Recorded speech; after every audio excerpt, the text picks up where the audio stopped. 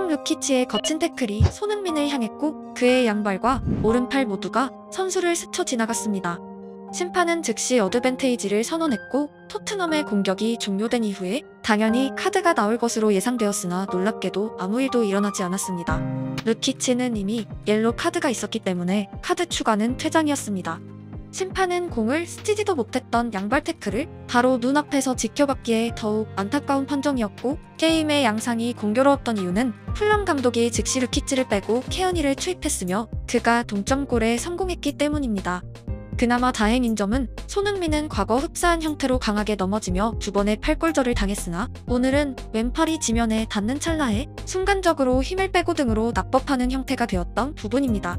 팔골절 이후에 학습된 움직임인지 몸이 기억한 반사신경인지는 알 수 없으나 골절은 득점 여러 개와 비교할 수 없을 정도로 크나큰 타격이고 해당 상황 이후에도 멀쩡하게 풀타임을 치러낸 결과가 오늘 경기의 최대 수확이 되어버렸습니다. 판정과 별개로 토트넘은 오늘 승점 3점을 가져가기 충분치 않은 경기력을 보였습니다. 로마와의 경기가 끝나고 약 40시간 후에 치러진 경기에서 연속 출장한 선수들의 에너지는 일주일을 쉬고 나온 플럼과 비교하기 힘들 것으로 처음부터 예상되었고 가능한 빠른 득점과 후속골이 절실한 경기였습니다. 토트넘에서 가장 빠른 공격수들인 손흥민, 존슨, 베르너가 3톱으로 출격한 다소 파격적인 라인업은 누가 봐도 플럼의 뒷공간을 광속으로 무너뜨리겠다는 의지였지만 여의치 않았습니다. 그들을 타겟으로 삼은 전진 패스는 부족했고 토트넘이 중원의 압박에 고전하는 사이 플럼의 수비수들은 빠른 속도로 자리로 복귀했습니다. 라인업을 보자마자 많은 사람들은 역습에서 3톱이 동시에 날아가는 장면을 그렸겠지만 화면은 중원에서 패스키를 찾지 못하는 장면이 주로 보여졌습니다. 토트넘이 점유하는 상황에서는 플럼의 두 줄 수비가 펼쳐졌고 시즌 내내 라인을 내린 팀들에겐 고전해왔지만 평소보다 더 에너지 레벨이 떨어진 토트넘 선수들은 파이널 서드에서 실마리를 아예 찾아내지 못했습니다. 챔스나 유로파에 출격한 팀들이 동시에 겪고 있는 당연한 조건이기에 배경 탓을 해선 안 되고 결국은 선수층과 체력 안배의 전략이 뛰어난 팀이 강팀입니다.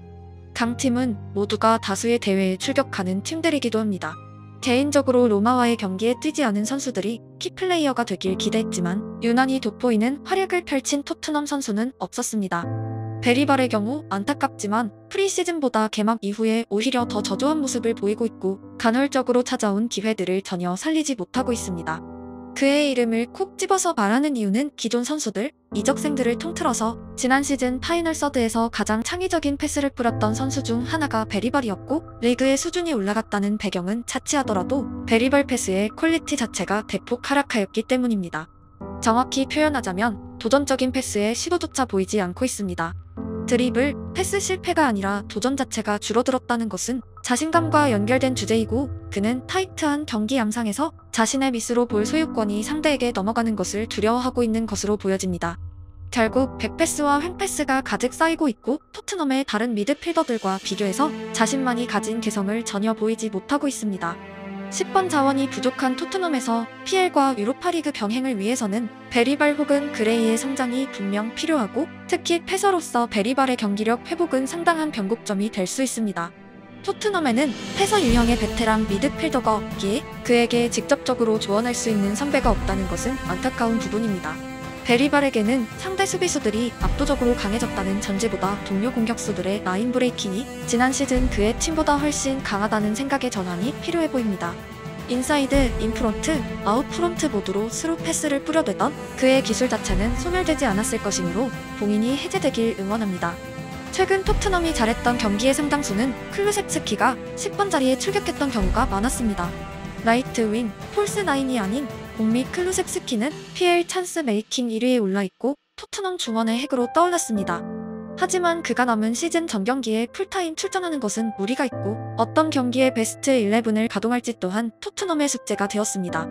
토트넘은 최근 경기마다 엄청난 기복에 시달리고 있고 특정 선수들의 조합에 따라서도 경기력이 아예 달라지고 있습니다.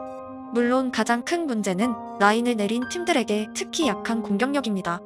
차라리 맨시티와 경기하는 게 수월하게 느껴질 정도로 잠근 팀들에게는 흡사한 형태의 경기가 연속되고 있습니다.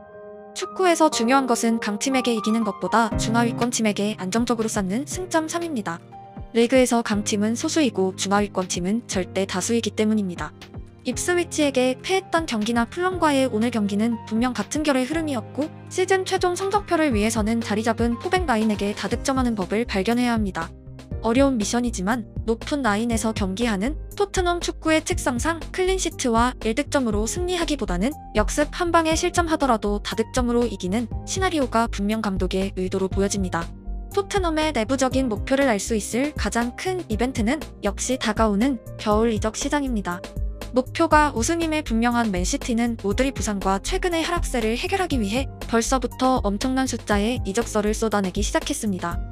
토트넘의 목표가 챔스 진출, 유로파나 카라바오컵 우승 같은 올해의 결과라면 겨울 이적 시장은 그들 입장에서 거대한 반전의 열쇠입니다. 빅네임들의 이동이 흔치 않은 겨울 시장에선 무엇보다 스카우터의 눈이 중요하고 상대 클럽의 사정 또한 절대적입니다. 물론 가장 중요한 것은 의지를 가진 클럽의 자금입니다. 토트넘은 이번 겨울 영입 명단의 밸류에 따라 프론트의 의지가 확인될 것이고 그들은 최근 10년간 비교적 순위 싸움에 적극적이었던 시즌에는 겨울에도 지갑을 열곤 했습니다. 올 시즌을 리빌딩의 해로 삼았다면 다소 어린 선수들의 영입이 펼쳐질 것이고 성적이 중요하다면 요렌테 케이스처럼 최전성기는 지났지만 여전히 위력적인 베테랑의 영입이 예상됩니다. 현재 토트넘은 패서가 부족하고 중원에서 볼 소유권을 따오는 전투적인 활동량의 미드필더도 부족하며 센터백들의 부상 또한 주요 키워드입니다. 즉, 빠른 선수들은 스쿼드에 지나치게 많기에 볼 소유권을 따내고 그들에게 전진 패스를 전달하는 과정과 결과를 채워줄 선수들이 시급해 보입니다. 계약이 오래 남지 않은 손흥민 입장에서 팀의 구조와 목표는 분명 중요한 베이스입니다. 그동안 손흥민이 재계약을 체결했던 시즌들의 특징은 데스크가 존재했고 선수 영입 지출은 나날이 상승하고 있던 부분입니다. 리그 준우승, 챔스 준우승 같은 손에 닿을 듯한 성적 경쟁의 배경에는 분명 팀의 로드맵과 우승에 근접하겠다는 의지가 있었습니다. 케인, 에릭센, 알리 모두가 없는 상태에서 손흥민에게 재계약 이슈가 나온 시점은 지금이 처음이고 챔스나 우승 경쟁이 아니라 유로파 리그도 아슬아슬한 상황의 토트넘은 그에 있던 이후 처음입니다. 많은 것이 변하는 계절이 다가오고 있고 토트넘의 축구는 미지의 영역으로 흘러가기 시작했습니다. 베일과 모드리치 시대, 그리고 데스크 시대를 넘어 빅식스라는 타이틀이 다소 비현실적이게 느껴지기 시작했고 그 중심을 관통하는 손흥민의 축구 또한 많은 경우에 수를 남겨두고 있습니다. 오늘 경기에서 분명 100%의 모습이 아니었던 손흥민은 5일 휴식을 가지게 되었고 다음 경기는 금요일의 본머스전, 다음은 그 3일 후 첼시전, 다음은 그 4일 후의 유로파리그입니다. 말 그대로 겨울 행군이 이어집니다. 쉽지 않은 경기들이 될 것이고 유로파 토너먼트 진출 또한 낙관할 수 없는 상태입니다.